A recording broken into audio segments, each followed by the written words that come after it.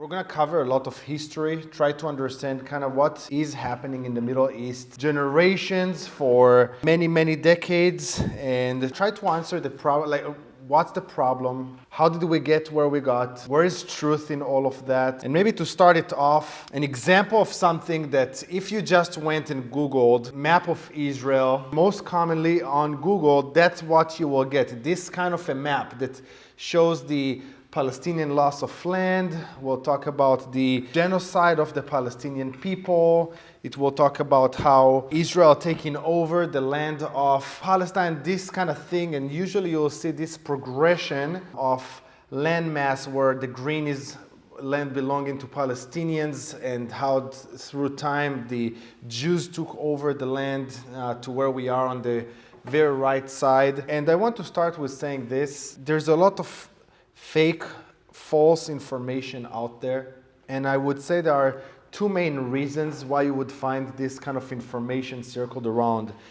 First, I would say a lot of people are really, really oblivious. And I think that every time that there is a time like this, time of crisis, time of war, I'm blown away by the level of obliviousness that the average American has, and unawareness of anything relating what is happening in this land. When I see how many Christians are just out of the loop whatsoever regarding the history of this land, and obviously so much of this history is found in our scriptures. So that's kind of a shocking thing to me, and I think that a lot of people just circle information around, not necessarily with bad intention, but because of complete obliviousness. The other side of it is that there's just a lot of people who are anti-Israel, a lot of people who are anti-Semitic, and they do that in purpose. They have an agenda. They try to change the narrative, they try to change the history, and they have a strong reason to do that has to mainly focus on our God, and we'll talk about that later. Those are the two main reasons why we have this being so popular, obliviousness and anti-Semitism. So let's try to see what is the accurate. So if this is inaccurate or that's the claim to start with, we're going to try to build a different picture historically, geographically, during our time together. This land that is very special to our people, found very, very early in the scriptures, but probably the first reference specifically that it is a promised land in Genesis chapter 12 and then 15, you have the Abrahamic covenant, and part of that covenant God makes with Abraham has a blessing of a land included in it. And the land, by the way, is much, much greater and bigger than anything that the state of Israel owns today or owned at any point of time in history. Abraham lives in 2000 BC. That's where this land originally is given to the people of Israel, and the covenant is repeated to Abraham's son Isaac. The covenant is repeated to Isaac's son Jacob, and in Genesis chapter 32, Jacob wrestles with God. So remember this story, Jacob wrestles with God, and after a whole night of wrestling, the Lord changes Jacob's name from Jacob to Israel. And from then on, the region where Jacob lives, the region that was promised to Abraham, Isaac, and Jacob, the covenant land, the promised land, is referred to as Israel, right around 2000 BC. Now we jump 1,000 years forward, and we're at 1000 BC, and this is the map that you have on this. This is the empire of King David, the king of Israel, the United Kingdom. You can see kind of in different times how the kingdom expanded and different in that. But the key to point out here is this land that Israel sits on today was the kingdom of Israel 3,000 years ago. Our great King David lived there, reigned there. His son Solomon lived there, reigned there. One more thing that is important to notice on this map is on the shores of the Mediterranean Sea, that is on the west side, you will see that it says Philistia. And this is very important. This is a people group called the Philistines, who, while Israel was in Egypt as slave, the 400 years there, This people group came, crossed the Mediterranean. So you see the island of Cyprus, kind of west and north, and above that is Greece. And this people group come through the Mediterranean of Greek origin and land on the west shores, the Mediterranean shores of Israel, while the nation of Israel is in Egypt. And they take 5 cities. They build, I would say, 5 cities that exist to this day. Ekron, Ashkelon, Gath, you know who came from Gath, right? Goliath, right? The Ashdod and Gaza, the 5 Philistine cities that they build. But they are of Greek origin. Now we jump to the next map and we see what the Middle East looked like during the life of our Lord Jesus. So this is 1st century, beginning of 2nd century AD, and the empire that rules the world is the Roman Empire, right? We know that you think about Pontius Pilate, who was the kind of the mayor of Jerusalem, the Roman representative overseeing Judea. Or Judea, by the way, you know why it's called Judea? Judea is a reference to the tribe of Judah. And today, all the Jews in the world, Jews are descendants of Judah. Judah, Jew. So the Jews today are all part of the tribe of Judah. Okay, that's just side note. But the Roman Empire rules over the region of Judea during the time of Jesus, and after Jesus' ascension, at around 70 AD, the Jews rebel against the Romans. The Romans are the greatest empire, the greatest military the world has ever seen to date. The Jews rebel against them, and the Romans destroy the temple, the Jewish temple in Jerusalem. Another 60 years pass, and around 130 AD, the Jews rebel again against the Romans. Actually, they are able to kick the Romans out of Jerusalem, but the Romans come back with great rage, murder tens of thousands of Jews during that battle. They forbid Jews to come into Jerusalem. Again, they changed the name of Jerusalem to Ilia Capitolina, and they changed the name of the region from Israel or Judea to Palestina. That happened at 130 AD. Changing the region from Israel or Judea and name it Palestina. And why do they choose this name Palestina? Mock the Jews, referring to the Philistines that they fought with over and over and over in their Jewish Bible. So they call it Palestina. The other reason for it is to try to finally, once and for all, erase the Jewish identity of the land. Disconnect the Jews from this land, changing the name of the region and exiling all the Jews out of, all that survived out of that land. And almost all the Jews get exiled at 130 AD and spread around the world. And that's a reality that lasted for about 2,000 years. It's a reality that lasted about 2,000 years. And during this time, a lot of different empires rose and fell that control the land. Because one you want to notice is that you see 3 continents, Africa on the south, Asia on the east, Europe on the north, and who sits right in the middle of those 3 continents? Israel. It's a very, very strategic piece of land because it's the main route to move between different continents. Everyone wants to rule this piece of land. So the Roman Empire rules it, and then it splits actually inside itself. And the Eastern Roman Empire is called the Byzantine Empire, and they rule the land. And then a Muslim empire is rising from the east, from Arabia, and they conquer the world, and they go up into all of North Africa, and as well as some parts of Europe, in Turkey, well, Turkey actually not really, but they rule kind of off this Middle East and a lot of North Africa, and after them come the Crusades and actually get them out of the Holy City in Jerusalem. Many movies about that, right? But then come the second Muslim empire, they're also known as Mamluks, and they get this land back. And then after them come the Ottomans, those are the Turks, and they control the world. And I'm saying all of this because the important piece about this, or what I'm trying to emphasize, is that every one of those empires that came through the Holy Land destroyed all religious affiliation of the land to whoever ruled before and built their own religious buildings.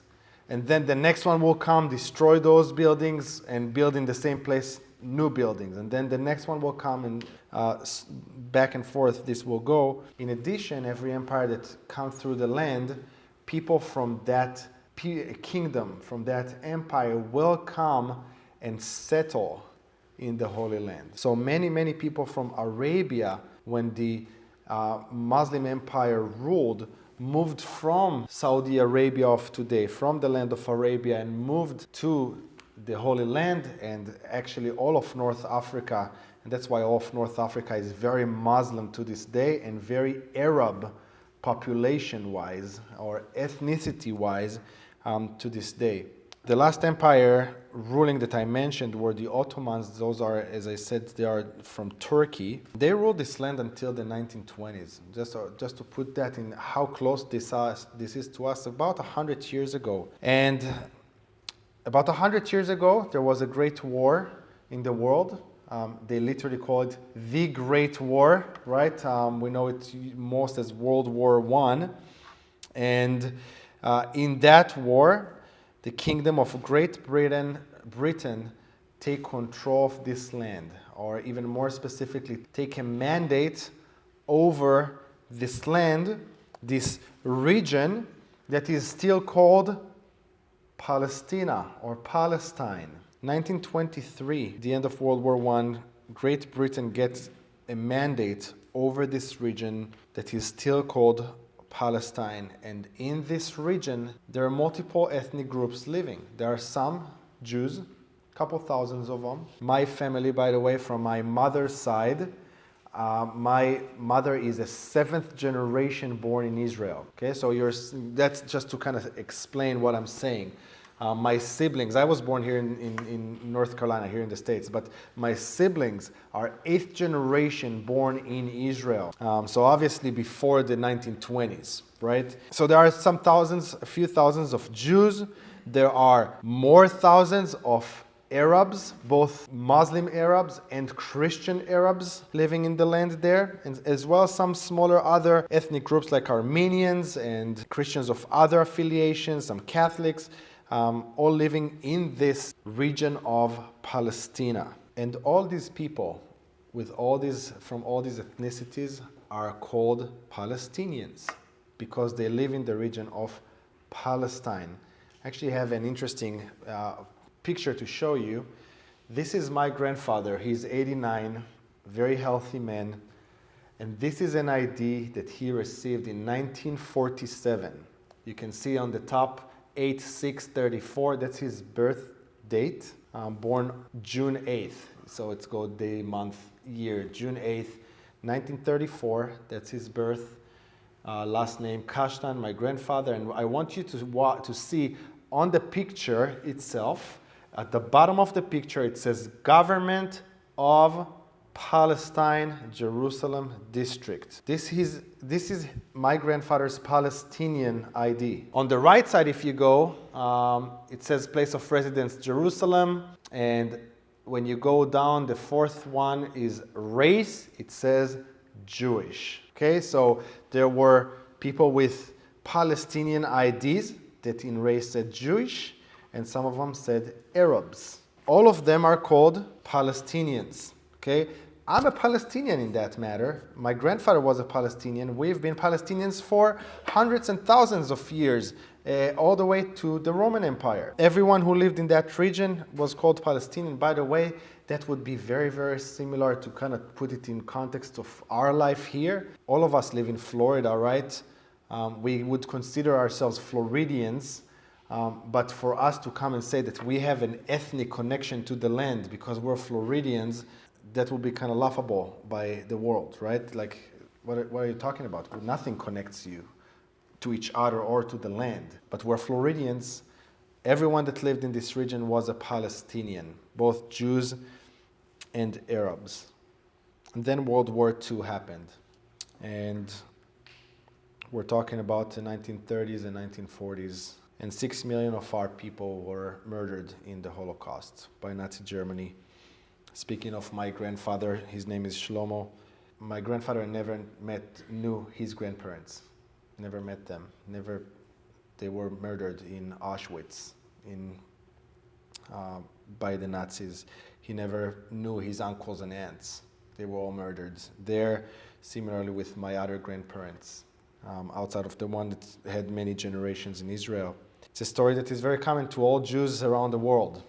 We all have direct connection to the Holocaust. And 6 million of us were murdered. And the world realized this cannot continue anymore. And it was brought to the United Nations, and the United Nations voted and said it's time for the Jews to go back home. It's time for the Jews to go back to their homeland. Where is it?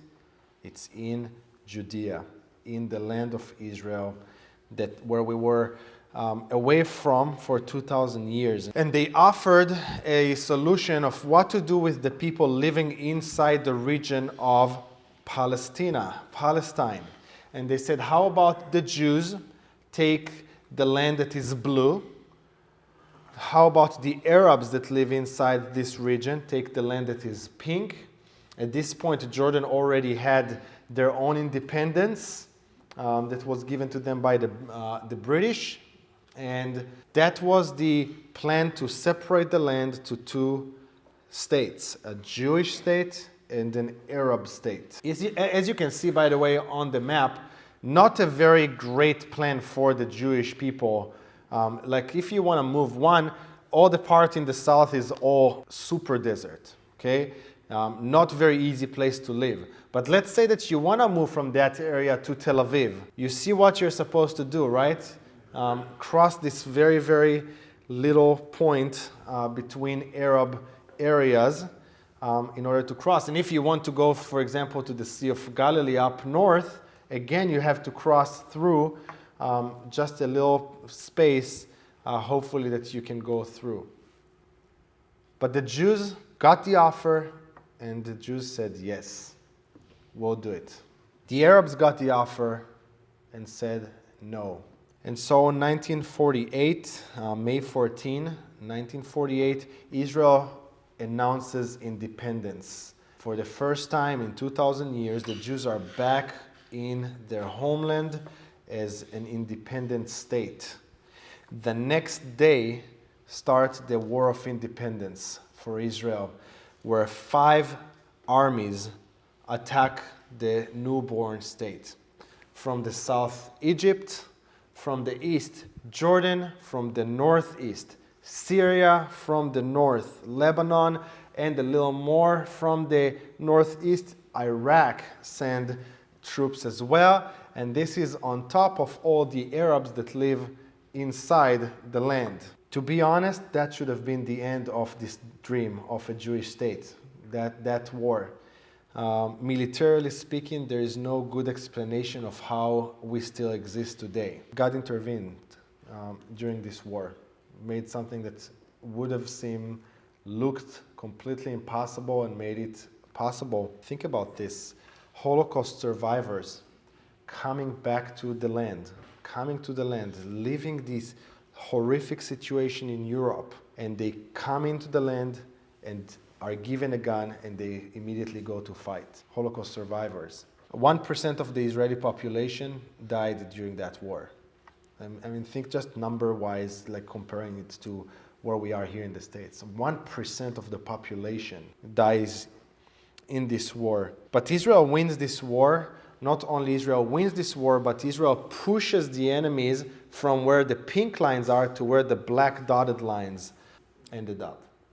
So being able to push everyone, get a little land, get a little bit of a break from these tiny, narrow spaces that were designed in the original plan. And Israel offers the Arabs who lived in those cities that were in the pink areas a deal. And the deal was very simple. If you agree to let us live, if you agree to recognize our right for existence in this land, we will make you equal citizens of the state of Israel. And some did. Some didn't and left into Jordan and Egypt. The map on the left is what Israel looked like after 1948 and all the way until 1967. And what I want you to notice is a couple things. If you go to the south, to the left side of the map on the south, Egypt rules this land, the Sinai Peninsula, and specifically on the top of it, Egypt rules over the city of Gaza. Gaza is an Egyptian city from 1948 to 1967. Okay, I repeat because that's really important. Gaza is a city under Egyptian rule. It's an Egyptian city all the way until 1967. The people in Gaza are called Egyptians until 1967. When you go to the West Bank, as you can see, the right borders of Israel, that's the Jordan River. You can actually see a small lake up top, that's the Sea of Galilee, and the Jordan River flows from the Sea of Galilee and goes down to the larger lake that you see. That's the Dead Sea, and it's the Jordan River that separates Israel and Jordan, and the West Bank is the west bank of the Jordan River. Okay, that's the area that's called the West Bank because it's the area that sits on the west bank of the Jordan River. And who rules that land? The state of Jordan. The state of Jordan rules it, and the people that are living in there are called Jordanians. And that's the situation until 1967. Jordan rules more than half of Jerusalem, including the holy city, the old city of Jerusalem, including the Temple Mount, all in the hands of Jordan. Egypt controls Gaza. The people of Gaza are Egyptians. The people of the West Bank are Jordanians. And in 1967, Egypt, Syria, and Jordan planned an attack on Israel, and in one of the greatest military wars in history, in 6 days, Israel not only defends itself, but pushes Jordan to the east side, to the east bank of the Jordan River, pushes Egypt all the way down to the west side of the Suez Canal. You see that on the left. On the right map, you see the Suez Canal, meaning taking the Sinai Peninsula whole. Sinai Peninsula, just so you know, is 2 times the landmass of Israel. Okay, tripled our land during this war, and pushing the Syrians away from the Sea of Galilee because they had some of the shores of the Sea of Galilee, pushing them beyond the Golan Heights, meaning taking the strategic height, strategic point from the Syrians. As part of that, Israel controls Jerusalem for the first time since the days of the Romans. Can you imagine the emotions of the Jews during those times? 1967, where they finally get to the Temple Mount, and for the first time there is Jewish presence on the Temple Mount since the days of Jesus. Israel makes an offer to all the people that lived in those areas and said, if you're willing to acknowledge our sovereignty over the land, you're willing to put down your guns, agree that we have a right for existence in this land, you can be equal citizens. Again, some did. Not only that these people got equal rights in Israel. Israel is the only democracy in the Middle East. The only one. These people got equal rights, meaning that they're the only people who are really can thrive in the Middle East outside of the dictators themselves are the Arab and Muslims that live in Israel. We have today, any guesses how many of the Israeli citizens of Israel population is actually not Jewish at all? Yeah, right around 20%. Right around 20% of Israel's citizens are not even Jews. Most of them are Arabs, either Muslim or Christian. Most popular, every year Israel releases what's the most popular name for baby boys every year. For the last, I don't know how many years, 30, 40 years, it's always the same name. That is the most popular name for Israeli citizen babies. It's Muhammad. Every year, that's the most popular name. We have 10 in our current government that is like one of the most right-leaning governments we had in the history of Israel. We have 10 Arabs representatives in our government. Most of them are Muslim. Celebrities who are Arabs and Muslims, singers, artists, athletes. On our Israel national team, we have Arab players.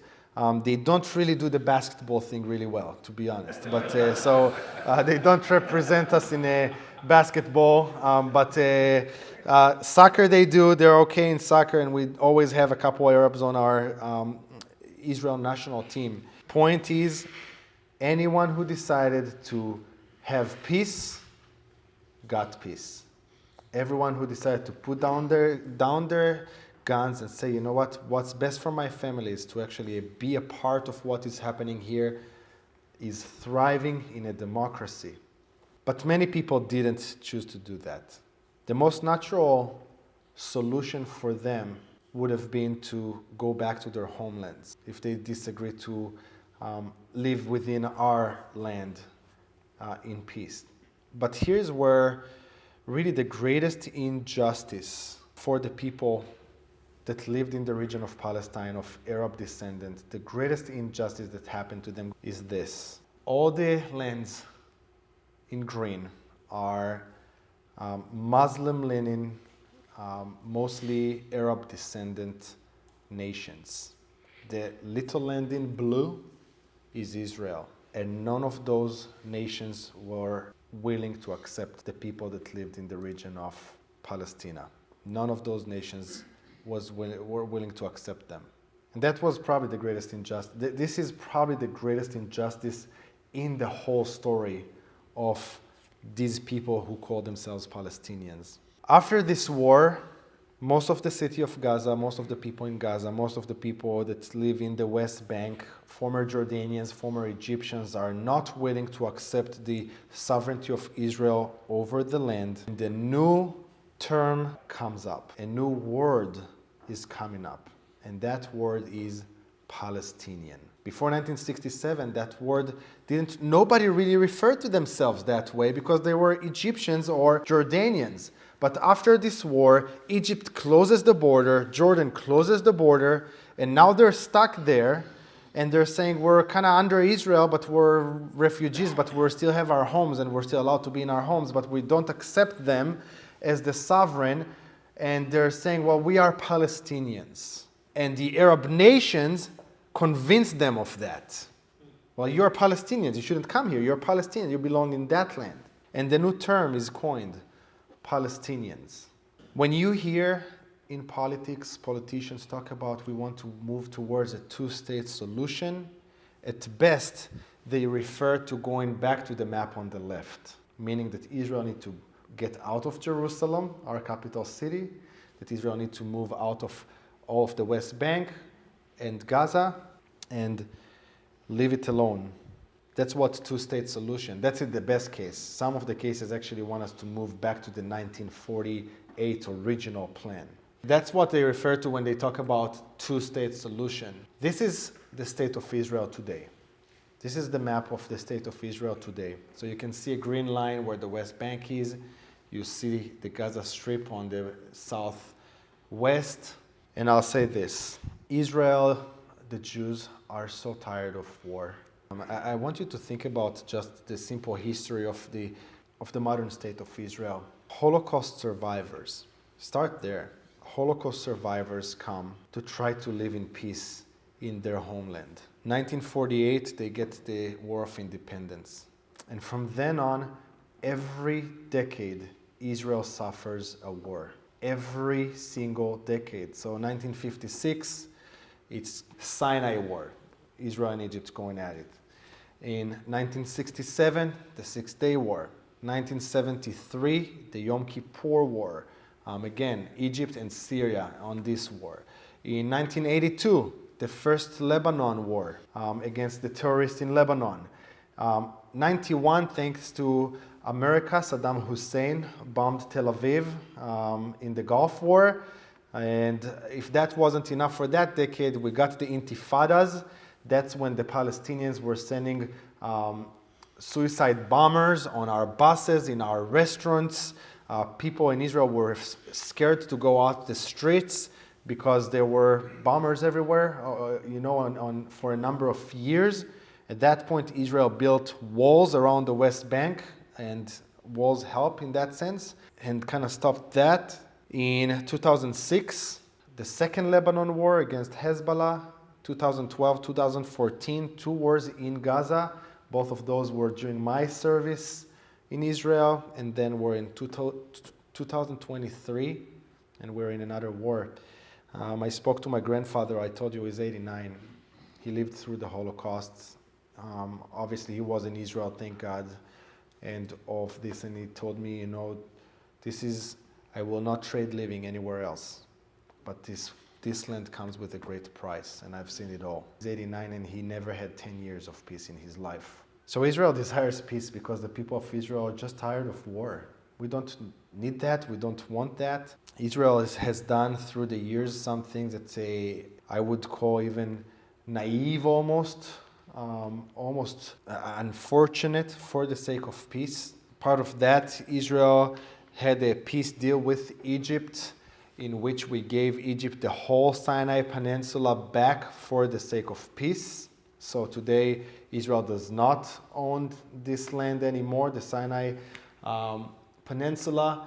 Israel had peace with Jordan as well. But let me give you another one, the one deal for peace that nobody talks about. Well, before that, Israel offered peace to the Palestinians, or can we call them the Arabs that live in the land, multiple times.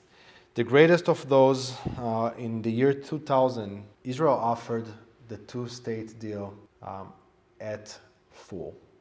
Israel offered to move back to the lines of 1967 that we discussed, giving the Palestinians Jerusalem back. 1967, moving back to 1967, before the 6-Day War, correct. Yasser Arafat, if you remember him, negotiated that deal and ended up saying no, because that's not what they desire.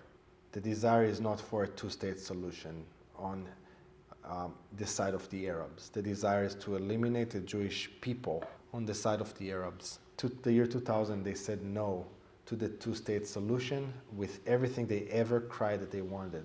Israel is tired of war. Israel wants peace. In 2005, Israel decides to remove all Israeli citizens out of the Gaza Strip. Because from 1967 to 2005, we had multiple cities that the Jews built inside the Gaza Strip, and we had a very strong military presence inside the Gaza Strip. And in the year 2005, Israel decided one-sidedly, for the sake of the possibility of peace, we're going to remove our own citizens, by the way, against their will, out of the Gaza Strip. So hopefully we can get peace with the people of Gaza. Not only we moved the people out of their homes against their will, we left their homes the way they are, the best homes in the Gaza Strip. Not only that, we left all their farms with animals, with equipment. Not only that, we gave them guns so they can start their own police inside the Gaza Strip. That was all 2005. 2007, democratic elections in the Gaza Strip, and the people of Gaza choose the terror organization Hamas in their democratic election to rule the Gaza Strip. In 2008, we already have rockets flying to Israeli neighborhoods coming out of the Gaza Strip. It took them like 2 weeks to destroy all the Jewish homes, all the farms, any remnant of the Jewish presence in the Gaza Strip was destroyed 2 weeks after Israel got out and left all that for them. And instead of a thriving, tiny state that they could have had, they chose to turn the Gaza Strip into a terror. I remember that very well, 2008. My brother was 12, and we've had alarms in my home city where we grew up. And we were trying to figure out, like, what do we do in a situation like this? We didn't know that could happen in 2008. And ever since then, we go back and forth with this organization. I'll say this, Israel's military is, I would call it borderline insanely moral. The military of Israel does things that no military in the world would even imagine doing for the sake of saving lives of innocent people. A couple examples, even in the last 10 days. Well, let me start with this. What the Hamas has done from 2007, when they became rulers of the Gaza Strip, to today, was to make this strip of land into a terror. Every dollar that was given to them was spent on getting cement and rockets. Cement to build underground tunnels so they can move underground safe from our Israeli airplanes and tanks and artillery or anything like this, as well as they try to have terror tunnels that cross under the border. That's why we had to have this war in 2014, because we found multiple of those. They have spent the time, or they've decided to place their rocket launchers in the most civilian areas possible. They would come to people's homes and put rocket launchers in their living rooms. They would store all their military equipment under hospitals and use the hospitals to launch rockets. Similar with mosques, similar with schools and preschools, because they know that Israel will not shoot those places.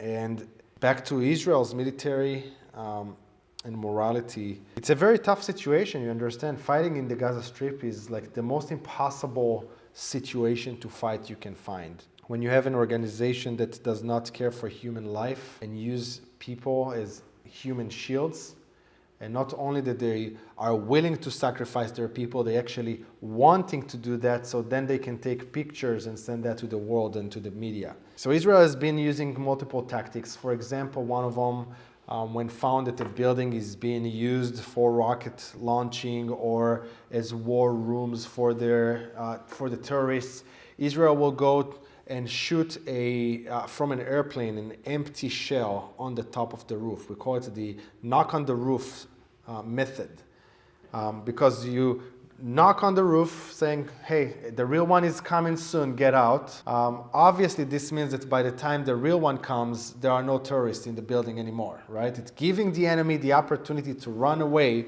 while you know they're there. But for the sake of civilians, we don't do that. This war, the last couple of wars in Gaza, hundreds of thousands of phone calls from the Israeli intelligence to the civilians, the people of Gaza, telling them, hey, please get out of your house because an attack is coming. There's no military in the world that has ever done that.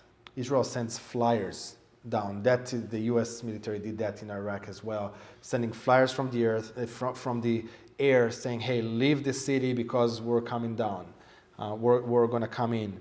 I've seen with my own eyes operations, military operations, where there is a high-level target terrorist that there is an opportunity to take, and at the last second, the whole operation canceled because there are a couple of kids in the area. I've seen that over and over, and knowing that is the norm. That's a crazy kind of great extent to go to protect people when you think about war, and anyone that served know that. What happened 12 days ago is the most horrific event of my lifetime that I experienced as an Israeli. It's the most Jews dying in the same day since the Holocaust. The things that we saw, the pictures that we saw coming out of there are, pictures that I will never be able to get out of my head. Because what these terrorists did when they broke through the border, killing babies, women, raping, beheading babies. I mean, just to think about the kind of monster you need to be to shoot a baby and then take a knife and take their head off. Burning, tying a whole family together and burning them alive. And then, of course, taking people hostage, but not just soldiers. Taking babies that are under 1 year old. Today, Israel formally released that there are 30 minors that were taken hostage. Some of them are babies. Babies. Like they drink milk still. There are 10 of them that are very old, grandparents. There is one, and this really breaks my heart. There is one of the ladies that was taken hostage is a Holocaust survivor. She's in Gaza right now. What blows my mind is to see how quickly the world, from those pictures and 3 days of the whole world being in shock with that, how quickly the narrative changed towards what with the people of Gaza? What can we do for them? How can we cease fire? What humanitarian aid? All this kind of thing. By the way, talking about humanitarian aid, obviously the people of Gaza since 1967 had electricity and clean water to drink. Both of those provided by Israel, not by Egypt, which is kind of curious because you see they do share a border, but both electricity and water has been provided to them by Israel, which is really unthinkable to think about people that shoot at you rockets on a regular basis, that you keep providing them with, the basic needs of life. Not say, I just figure it out. Like you keep shooting at us, just, figure it out. The world's pressure of Israel because Israel said, hey, until you have the hostages back here, you'd get no power and water. It kind of seemed like a very reasonable, think about being in the position that you can say, okay, the 2 million people living in the Gaza Strip can have water and power today if I just release the civilian hostages even, forget the military people, and choosing not to do that for 12 days. What I want to say is this. One, people talk all the time, man, I can't even talk about the Middle East. It's so complicated. It's so complicated. Like, how can you ever get to a peace in the Middle East? The truth is that it's actually pretty simple. There is a very simple solution for peace in the Middle East. It's just, hey, just don't fight us kind of thing, Like, if you put your guns down, there'll be peace today.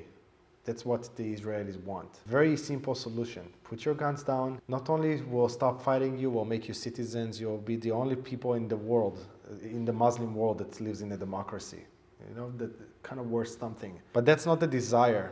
And the ongoing refusal for negotiation, the ongoing refusal for even accepting deals that were very in favor of them, reveals the heart.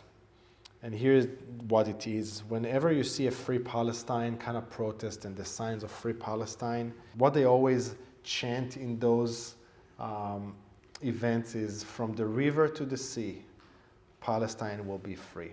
From the river to the sea. What is the river? The Jordan River, the east side of Israel. What is the sea? The Mediterranean Sea.